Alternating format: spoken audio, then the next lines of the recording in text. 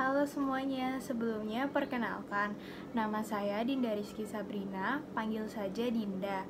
Video ini adalah tugas dari mata kuliah Bank Lembaga dan Keuangan lainnya dengan dosen Ibu Christine Handayani. Kemudian saya dari kelas D. Selamat menonton Ibu Christine dan teman-teman, semoga suka dengan videonya. Yang pertama, saya akan membahas tentang pengertian asuransi tersebut. Asuransi adalah pertanggungan atau perjanjian antara dua belah pihak, di mana pihak satu berkewajiban membayar iuran. Pihak yang lainnya memiliki kewajiban memberikan jaminan sepenuhnya kepada pembayar iuran apabila terjadi sesuatu yang menimpa pihak pertama atau barang miliknya sesuai dengan perjanjian yang sudah dibuat.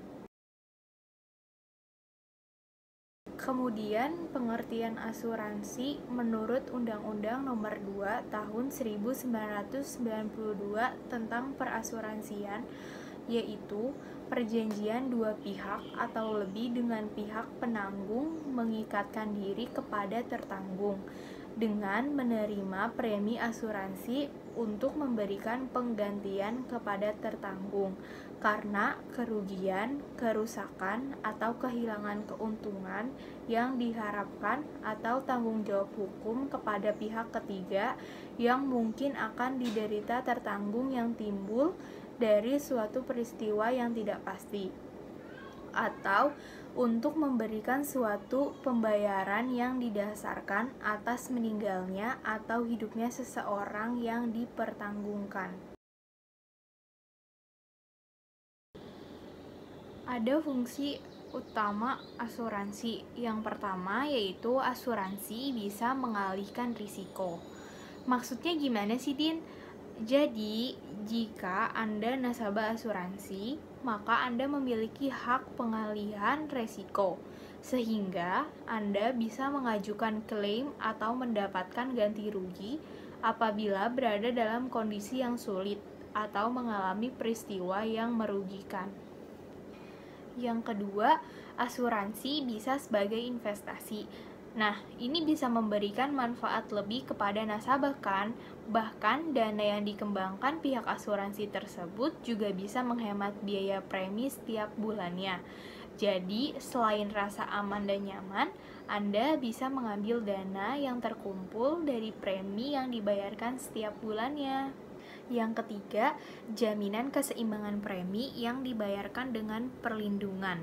Jadi, bila Anda membayar lebih rendah, maka tidak bisa mendapatkan pertanggungan sama dengan nasabah yang membayar premi lebih tinggi setiap bulannya. Yang keempat, asuransi berfungsi melindungi resiko kebangkrutan karena bisa melindungi nasabah dan menghimpun dana nasabah atau yang disebut dengan investasi.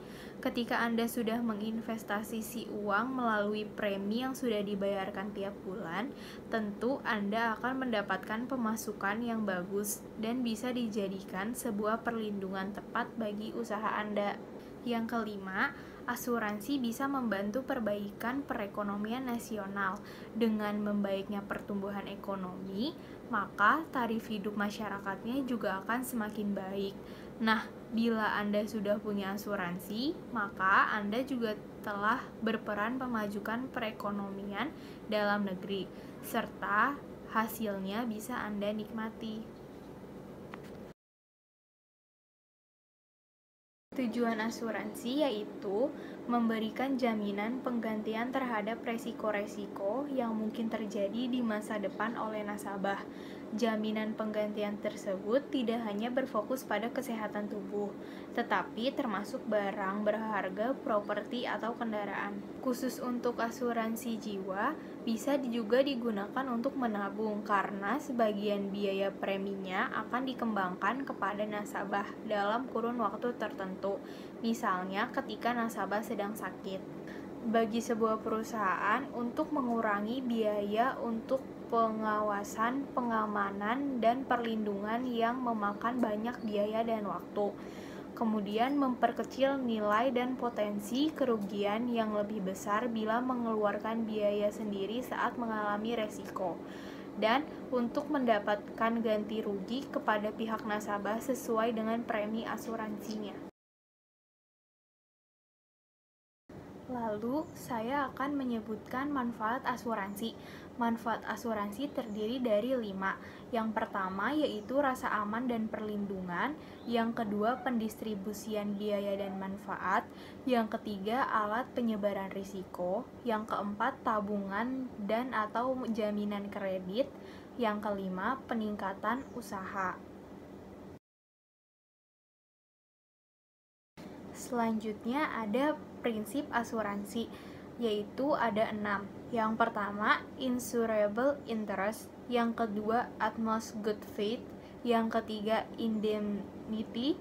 Yang keempat, proximate cause. Yang kelima, subrogation. Yang keenam, contribution. Contoh perusahaan asuransi di Indonesia adalah Prudential, Allianz Indonesia, EIA Finansial, Aksa Mandiri, Sinarmas, dan lain-lain. Kemudian, perusahaan tersebut menawarkan perlindungan kesehatan dan jiwa. Contoh perusahaan asuransi jiwa yaitu perusahaan yang memberikan jasa dalam penanggulangan risiko yang dikaitkan dengan hidup atau meninggalnya seseorang yang dipertanggungkan. Lalu ada risiko.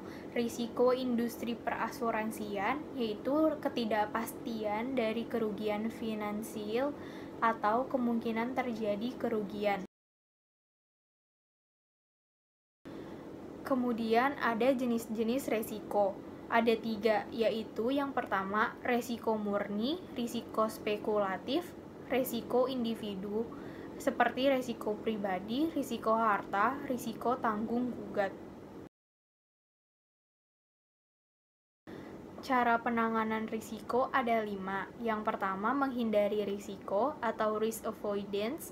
Yang kedua, mengurangi risiko atau risk reduction. Yang ketiga, menahan risiko atau risk retention. Yang keempat, membagi risiko atau risk sharing. Dan yang terakhir, mentransfer risiko atau risk transfer. Sekian video yang saya sampaikan. Semoga bermanfaat. Terima kasih.